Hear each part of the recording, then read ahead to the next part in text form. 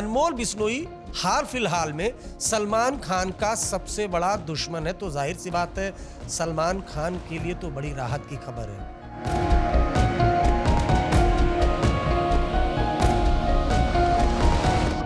क्या Lawrence Bishnoi gang का the end हो चुका है?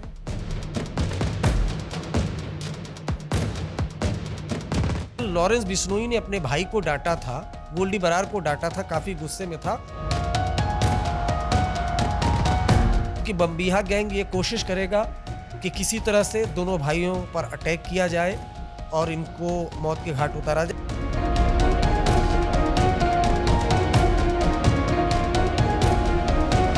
जो गैंग के लोग थे अब वो खुद ही लॉरेंस बिश्नोई और उसके भाई को गद्दार कहने लगे हैं।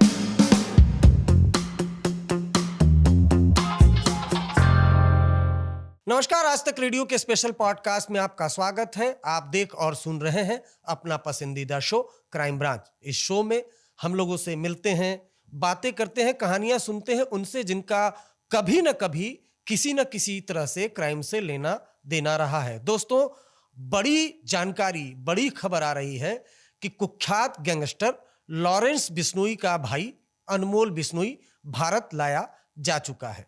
अब अनमोल बिश्नोई कौन है? अनमोल बिश्नोई हाल फिलहाल में सलमान खान का सबसे बड़ा दुश्मन है, तो जाहिर सी बात है सलमान खान के लिए तो बड़ी राहत की खबर है। अब क्यों राहत की खबर है?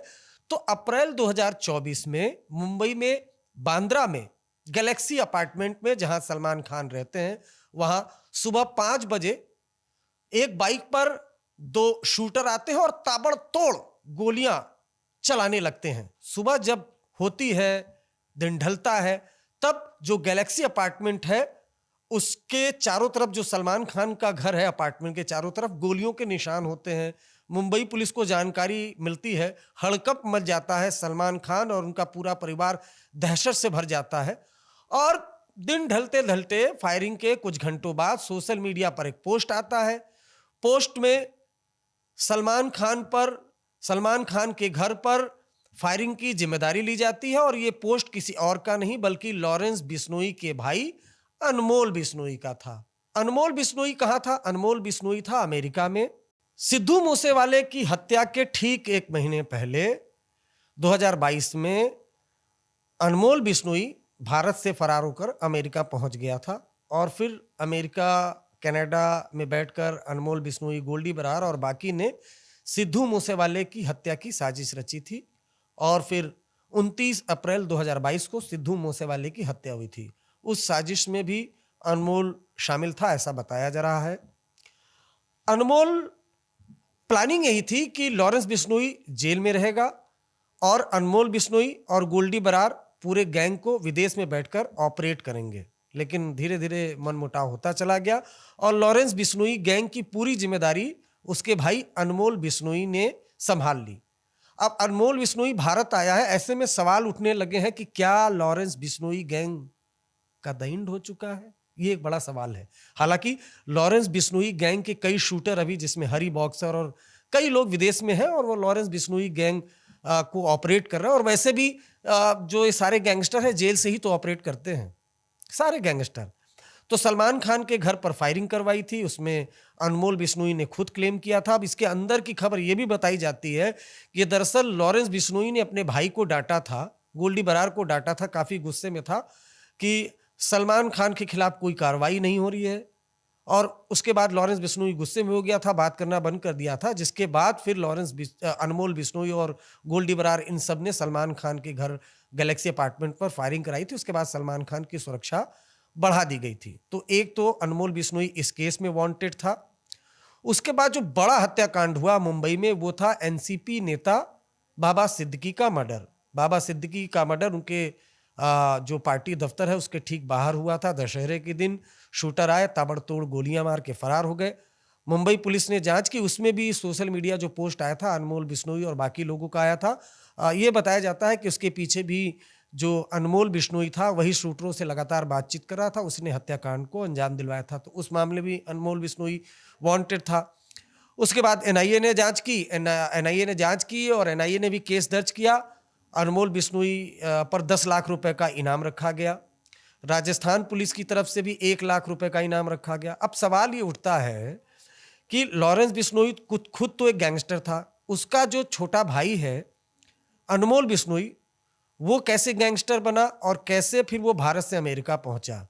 तो साल 2011 में लॉरेंस बिश्नोई ने एक संगठन बनाया सोपू चंडीगढ़ यूनिवर्सिटी में, और उसके बाद चुनाव लड़वाया लोगों को। उसके बाद लॉरेंस बिश्नोई पर कई मामले दर्ज हुए, वो जेल में गया। उसने अपने छोटे भाई अनमोल बिश्नोई को जोधपुर पढ़ने के लिए भेज दिया। अब जोधपुर अनमोल गया तो वहाँ उसके खिलाफ कई मामले दर्ज हुए। उसके बाद फिर अनमोल बिश्नोई भी क्राइम की दुनिया में धीरे धीरे, चूंकि संगत का असर है, वो शामिल हो गया।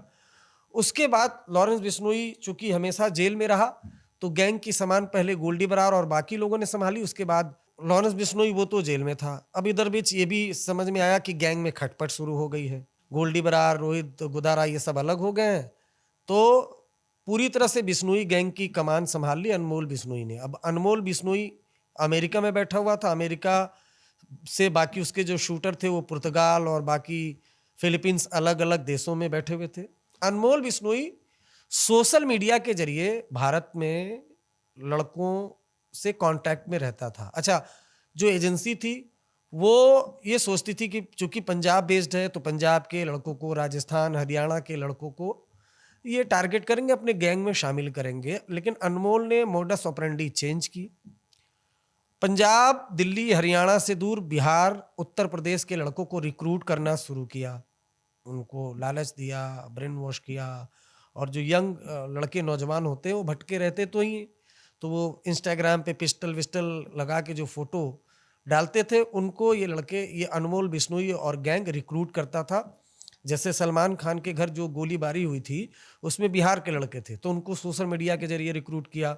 बाबा सिद्दीकी का जो मर्डर हुआ था उसमें यूपी बिहार के लड़के थे, तो उनको रिक्रूट किया। तो इस तरीके से ये पूरा गैंग चलाता था। अनमोल बिश्नोई उसके जो बाकी गैंगस्टर साथी हैं उससे दिल्ली, पंजाब, हरियाणा, राजस्थान के जो नामी व्यापारी हैं, शराब व्यापारी हैं, उनको धमकी देता था, ऑडियो मैसेज भेजता था, और जो पैसे नहीं देता था उसके बाद गोली चलवा देता था। मुझे याद आ रहा, दिल्ली का एक इंसिडेंट है सनलाइट कॉलोनी का।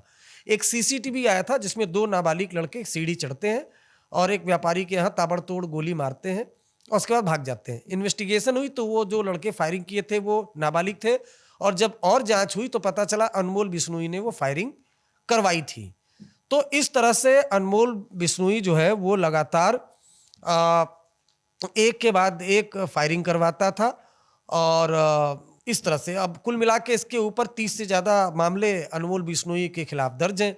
अच्छा, अनमोल बिश्नोई अमेरिका में है, ये कैसे पता चला? तो इसकी कहानी भी दिलचस्प है। सोशल मीडिया पर वो वीडियो भी आई होगी। सिद्धू मूसे, जैसा मैंने आपको बताया, सिद्धू मूसेवाले के मर्डर के 1 महीना पहले फरार हो गया था, अमेरिका पहुंच गया। एजेंसियों को लगता था कि ये कनाडा में है, लेकिन एक वीडियो आया जिसमें एक पंजाबी सिंगर है करण औजला, वो एक पार्टी में अमेरिका में मौजूद है, कैलिफोर्निया में, और नाच गाना चल रहा है। उसमें पहली बात स्पॉट हुआ था अनमोल बिश्नोई, जिसमें वो डांस कर रहा था। तब एजेंसियों को पता चला कि वो अमेरिका में। उसके बाद भारतीय एजेंसियों ने उसे अमेरिका में पकड़वा दिया। अच्छा, अमेरिका में पकड़ा गया, उसके बाद फिर ये कोर्ट की निगरानी में बाहर था। लेकिन अमेरिका में जो कोई अवैध तरीके से जाता है उसको छोड़ा जाता है तो एक ट्रैकर लगा दिया जाता है उस आरोपी के ऊपर, जिसमें जीपीएस लगा होता है, यानी वो जहां जहां जाएगा उसकी मूवमेंट अमेरिकी एजेंसी को पता रहेगी। तो खैर वहां पर डिटेन था, और फिर अमेरिका में रहते हुए, जैसे मैंने बताया, कि 2 कम से कम बड़े कांड को उसने अंजाम दिलवाया। सलमान खान के घर पर फायरिंग, उसके अलावा बाबा सिद्दीकी की हत्या, उसके अलावा लगातार एक्सटॉर्शन के कॉल्स हर जगह से करना, ये सब कुछ जारी था। लेकिन इधर इस बीच जो भारतीय एजेंसियां हैं वो लगातार कोशिश करती रहीं, और तब जाकर फाइनली अमेरिका से उसे डिपोर्ट किया गया, और अनमोल भारत पहुंच चुका है। एनआईए ने उसे गिरफ्तार कर लिया है, पटियाला हाउस कोर्ट में उसकी पेशी है। लेकिन अब सबसे बड़ा सवाल जो क्राइम की दुनिया में चल रहा है कि भाई, बड़ा भाई तो गुजरात की जेल में बंद है, छोटा भाई भी आ गया, और बाकी जो गोल्डी बरार हैं, रोहित गुदारा इस गैंग के थे, वो शायद अलग हो गए हैं। तो लॉरेंस बिश्नोई गैंग क्या खत्म हो जाएगा? इस गैंग को कौन चलाएगा? ये बड़ा सवाल है, क्योंकि जिस तरह से दोनों भाई जेल में हैं और इतना मामला सुर्खियों में है, तो जाहिर सी बात है कोशिश यही रहेगी कि ये जेल में कोई मोबाइल फ़ोन का इस्तेमाल ना कर पाएँ। अब अगर इन दोनों के हाथ में मोबाइल नहीं है, तो फिर कैसे चलेगा? दूसरी तरफ जो इनके राइवल गैंग है, बम्बिहा गैंग, उनसे भी जान का खतरा है। तो कोर्ट में पेशी के दौरान बहुत एहतियात बरतनी होगी, क्योंकि बम्बिहा गैंग ये कोशिश करेगा कि किसी तरह से दोनों भाइयों पर अटैक किया जाए और इनको मौत के घाट उतारा जाए, जो बहुत आसान होगा नहीं। और जितना लॉरेंस बिश्नोई को जांच एजेंसी के लोग जानते हैं और जितना मैंने स्टडी की है कि लॉरेंस बिश्नोई भी बहुत शांत बैठने वाला शख्स नहीं है। कोई ना कोई दिमाग, कोई ना कोई तिकड़म जरूर चलाएगा, क्योंकि देखिए लॉरेंस बिश्नोई का मोडस ऑपरेंडी ये था, वो कभी भारत से भागा नहीं, जेल से निकलने की कोशिश कभी उसने की नहीं।